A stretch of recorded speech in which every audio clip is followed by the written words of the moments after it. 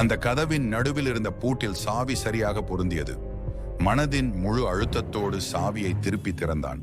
கதவு முழு சத்தத்துடன் திறக்கப்பட்டது. அதன் பின்னால் ஒரு அழகிய குகை கோயில் இருந்தது. கோயிலின் உள்ளே நுழைந்த போது அர்ஜுனுக்கு குளிர்ந்த காற்று ஒரு ஆழ்ந்த உணர்வை தந்தது. உள்ளே மிகப்பெரிய மூலஸ்தானம் ஒன்று இருந்தது. அதன் அருகில் ஒரு கல்வெட்டும் காணப்பட்டது. கல்வெட்டில் எழுதியிருந்தது, உண்மையின் இரகசியம் அறிய நீ உனது பயணத்தை முடிக்க வேண்டும். ஒரு பெரிய சுரங்கத்தை போன்ற பாதை தென்பட்டது.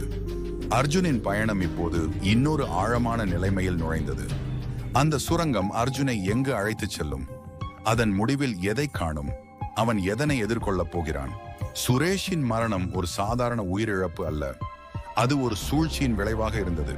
அவரது வழக்குகள் அரசியல் மற்றும் மத்திய அமைச்சுகளுடன் தொடர்பு கொண்டிருந்ததால் அவரை சிலர் இரகசியமாக கொலை செய்ததாக கருதப்பட்டது.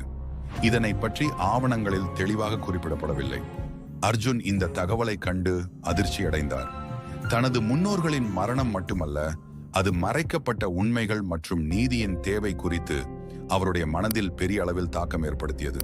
அவர் மீராவுடன் இதை பகிர்ந்து கொண்டு இது சட்டரீதியாக ஆராயப்பட வேண்டும் என்று முடிவு செய்தார்.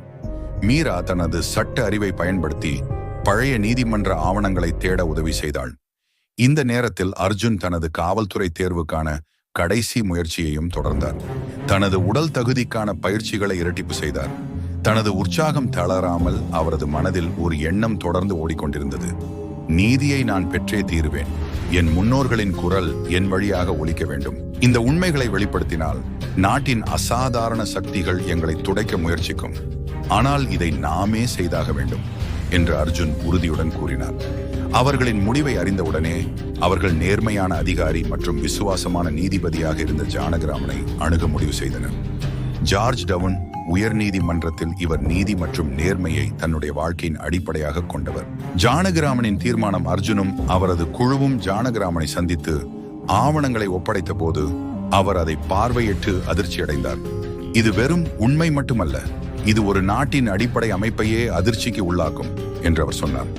அவர் அதை உடனடியாக உயர் அதிகாரிகளிடம் கொண்டு செல்ல வேண்டியதையும் அது சட்டப்பூர்வமாக விசாரணைக்கு உட்படுத்தப்பட வேண்டியது மிக அவசியம் என்பதையும் புரிந்தார். ஆனால் இதற்கு முன்னர் அந்த ஆவணங்கள் பலத்த பாதுகாப்புடன் பாதுகாக்கப்பட வேண்டியது அவசியமாக இருந்தது. ஜானகிராமன் ஒரு சிறப்பு பாதுகாப்பு குழுவை அழைத்து அவர்களை பாதுகாக்க ஏற்பாடு செய்தார். அடுத்து என்ன நடக்க போகுதுன்னு நாளைக்கு பார்க்கலாம்.